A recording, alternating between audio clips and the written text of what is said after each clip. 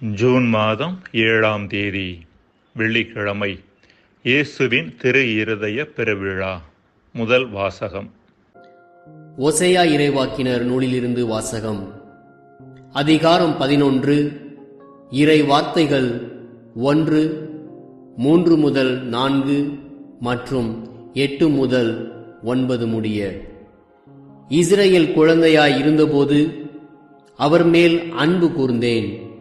எகிப்திலிருந்து என் மகனை அழைத்து வந்தேன்.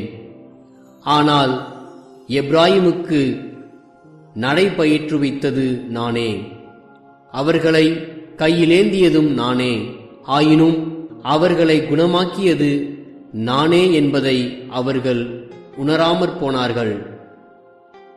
பரிவு என்னும் கட்டுகளால் அவர்களை பிணைத்து அன்பு கயிறுகளால் கட்டி நடத்தி வந்தேன். அவர்கள் கழுத்தின் மேல் இருந்த நுகத்தை அகற்றினேன். அவர்கள் பக்கம் சாய்ந்து உணவு ஊட்டினேன். எப்ராயிமே, நான் உன்னை எப்படி கைவிடுவேன்? இஸ்ரவேலே, உன்னை எப்படி கை நெகிழ்வேன்? உன்னை எப்படி அதிமாவை போலாக்குவேன்? செபோயுமுக்கு செய்தது போல் உனக்கும் செய்வேனா? என் உள்ளம் அதை வெறுத்து ஒதுக்குகின்றது. என் இரக்கம் பொங்கி வழிகின்றது. என் சீற்றத்தின் கனலை கொட்டமாட்டேன்.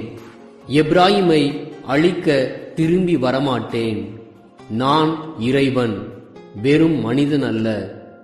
நானே உங்கள் நடுவில் இருக்கும் தூயவர். ஆதலால் நான் நகருக்கு எதிராக வரமாட்டேன். இது ஆண்டவர் வழங்கும் அருள்வாக்கு. இறைவா, உமக்கு நன்றி. நற்செய்தி வாசகம். இயேசுவின் விலாவை ஈட்டியால் குத்தினார். உடனே இரத்தமும் தண்ணீரும் வடிந்தன. யோவான் எழுதிய தூய நற்செய்தியிலிருந்து வாசகம். அதிகாரம் 19, வசனங்கள் 31 - 37 வரை. அன்று பாஸ்கா விழாவிற்கு ஏற்பாடு செய்யும் நாள். அடுத்த நாள் ஓய்வு நாளாகவும் பெருநாளாகவும் இருந்தது. எனவே அன்று சிலுவையில் உடல்கள் தொங்கலாகா என்பதற்காக கால்களை முறித்து சடலங்களை எடுத்து விடுமாறு யூதர்கள் பிலாத்துவிடம் கேட்டுக்கொண்டார்கள். ஆகவே படைவீரர் வந்து இயேசுவோடு சிலுவையில் அறையப்பட்டிருந்தவருள் ஒருவனுடைய கால்களை முதலில் முறித்தார்கள். பின்னர் மற்றவனுடைய கால்களையும் முறித்தார்கள். பின்பு அவர்கள் இயேசுவிடம் வந்தார்கள். அவர் ஏற்கனவே இறந்து போயிருந்ததை கண்டு அவருடைய கால்களை முறிக்கவில்லை. ஆனால் படை வீரருள் ஒருவன் இயேசுவின் விலாவை ஈட்டியால் குத்தினார். உடனே இரத்தமும் தண்ணீரும் வடிந்தன. இதை நேரில் கண்டவரே இதற்கு சாட்சி. அவரது சான்று உண்மையானதே. அவர் உண்மையையே கூறுகிறார் என்பது அவருக்கு தெரியும். நீங்களும் நம்ப வேண்டும் என்பதற்காகவே அவர் இதை கூறுகிறார். எந்த எலும்பும் முறிபடாது என்னும் மறைநூல் வாக்கு இவ்வாறு நிறைவேறியது. மேலும் தாங்கள் ஊடுருவ குத்தியவரை உற்று நோக்குவார்கள் என்றும் மறைநூல் கூறுகிறது. இது கிறிஸ்துவின் நற்செய்தி. கிறிஸ்துவே, உமக்கு புகழ். அன்புக்குரியவர்களே, இன்றைய நாளில் இயேசுவின் திரு இருதய பெருவிழாவை கொண்டாடுகின்றோம். இயேசுவின் திரு இருதய பெருவிழா என்பது அன்பின் விழா, அன்பிற்கான விழா, அன்பை கொண்டாடுகின்ற விழா. மனிதர்களுக்கு வாழ்வை தருவதற்காக, அந்த வாழ்வை முழுமையாக தருவதற்காக கடவுள் மேற்கொள்ளும் வழிதான் அன்பு. இப்படிப்பட்ட அன்பு இருபுறமும் இருக்க வேண்டியிருக்கிறது. கடவுள் பக்கமும் இந்த அன்பு இருக்க வேண்டியிருக்கிறது, மனிதர்கள் பக்கமும் இந்த அன்பு இருக்க வேண்டியிருக்கிறது. மனிதர்களுக்கு வாழ்வை தருவதற்காக இந்த அன்பு கடவுளின் பக்கம் இருக்க வேண்டியிருக்கிறது. மனிதர்கள் இந்த வாழ்வை பெற்றுக்கொள்வதற்காக அவர்கள் பக்கமும் இந்த அன்பு இருக்க வேண்டியிருக்கிறது.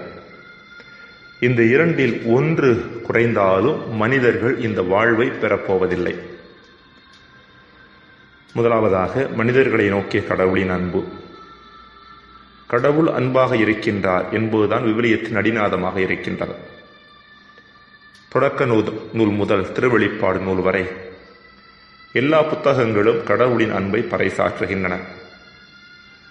கடவுள் தனி மனிதர்களை மட்டுமல்ல ஒட்டுமொத்த இனத்தையுமே அன்பு செய்கின்றார்.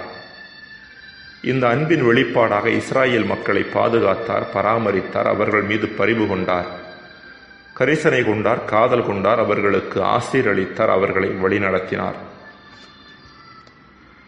மேலும் கடவுள் மனிதர்களை நண்பர்களைப் போல அன்பு செய்தது பற்றி விவிலியத்தில் வாசிக்கின்றோம். மோசேயிடம் நண்பனைப் போல பேசியதாக பார்க்கிறோம். விடுதலை பயணம் 33:11. இயேசு கூட உங்களை நான் நண்பர்கள் என்றேன் என்கின்றார். யோவான் 15:15. இரண்டாவதாக கடவுளை நோக்கிய மனிதரின் அன்பு. இவ்வாறு இறைவன் தன் அன்பை இஸ்ரேல் மக்களுக்கு வெளிப்படுத்திய பொழுது இவ்வன்பை இஸ்ரேல் மக்கள் சரியாக புரிந்து கொண்டு அதற்கு பதிலன்பு காட்டினார்களா என்பது மாபெரும் கேள்விக்குறியே. இறைவனது அன்புக்கு பதிலன்பு காட்டியவர்கள் ஒரு புறம் இருந்தாலும் இன்னொரு புறமோ கடவுளின் அன்புக்கு புறமுது காட்டியவர்கள் தான் ஏராளம். அற்புதங்கள் செய்து எகிப்திலிருந்து வெளியே கொண்டு வந்த இறைவனுக்கு எதிராக எப்படியெல்லாம் பாலைவனத்தில் முணுமுணுத்தார்கள் என்பதை விடுதலை பயன் நூல் தெளிவாக நமக்கு எடுத்துரைக்கிறது. இன்றும் கூட மனித குலத்தின் மீதான இயேசுவின் அன்பு அளவற்றதாக இருக்கிறது. இறைமகன் இயேசு பௌஸ்தீனம்மாளுக்கு வெளிப்படுத்திய செய்தியில், என் மகளே தெரிந்துகொள், என் இதயம் இரக்கமயமானது. இந்த இரக்க கடலில் இருந்து அருள் வெள்ளம் உலகம் முழுவதும் பாய்கிறது. என்னிடம் வந்த எந்த ஆன்மாவும் ஆறுதல் அடையாமல் போனதில்லை. என் இரக்கத்தில் எல்லா துன்பங்களும் மறைந்து விடுகின்றன. மீட்கும் அருளும் அர்ச்சிக்கும் அருளும் இந்த ஊற்றிலிருந்து துளிர்க்கின்றன என்று சொல்லுகின்றார். மேலும் நலம் கெட்ட மனித சமுதாயத்தை இரக்கமுள்ள என் இதயத்தருகே வரச் சொல், நான் அதை அமைதியால் நிரப்புவேன். நம்பிக்கையோடு என் இரக்கத்தை நாடி என்னிடம் திரும்பும் வரை மனித சமுதாயம் அமைதியை காணவே முடியாது என்றும் அவர் தொடர்ந்து பௌஸ்தீனம்மாளுக்கு வெளிப்படுத்தினார். ஆனால் இப்படிப்பட்ட இதய அன்பிற்கு புறமுதுகு காட்டுகின்ற மனிதர்கள் ஏராளம். இவர்களை குறித்து இயேசுவே பௌஸ்தீனம்மாளிடம் ஆதங்கப்பட்டுள்ளார். ஆன்மாக்களின் நம்பிக்கையின்மை என் நெஞ்சத்தை கிழிக்கிறது. தேர்ந்தெடுக்கப்பட்ட என் ஆன்மாக்களின் நம்பிக்கை குறைவே என்னை மிகவும் வருத்துகிறது. என்னிடம் வற்றாத அன்பிருந்தும் என்னை அவர்கள் நம்புவதில்லை என்று அவர் குறைபட்டுக் கொள்கிறார். மேலும் பௌஸ்தீனம்மாளிடம், என் மகளே, இரக்கத்தின் சுவாலை என்னை எரிக்கின்றது. மனித ஆன்மாக்களிடம் அதை கொட்டிவிட விளைகின்றேன். அதை அவர்கள் ஏற்றுக்கொள்ளாத பொழுது எனக்கு எவ்வளவு வேதனை தருகிறார்கள் என்றும் வருத்தத்தோடு வெளிப்படுத்தியிருக்கின்றார். பிரியமானவர்களே, இறைவன் நம்மை அன்பு செய்கிறார் என்பது மட்டும் போதுமானதல்ல. நாம் இறைவனை அன்பு செய்வது அதைவிட மிக முக்கியமானது. இந்த இறைவனை நோக்கிய அன்பு பிறர் மட்டிலும் பரிணமிக்க வேண்டும். அப்பொழுதுதான் அந்த அன்பு முழுமையானதாக இருக்க முடியும். எனவே இறைவனை அன்பு செய்வதன் வழியாகவும் இந்த அன்பை பிறர் மீது காட்டுவதன் வழியாகவும் இறைவன் நமக்கு தருகின்ற முழுமையான வாழ்வை பெற்றுக்கொள்ள நமக்கு அழைப்பு விடுக்கின்ற விழாதான் இயேசுவின் திரு இருதய பெருவிழா. ஜெபம். இறைவா, எம்மை நோக்கிய உம் அன்பிற்கு நாங்கள் சரியான முறையில் பதிலன்பு காட்டவும் அவ்வன்பை பிறரோடு பகிர்ந்து கொள்ளவும் வரம் தாரும். ஆமென்.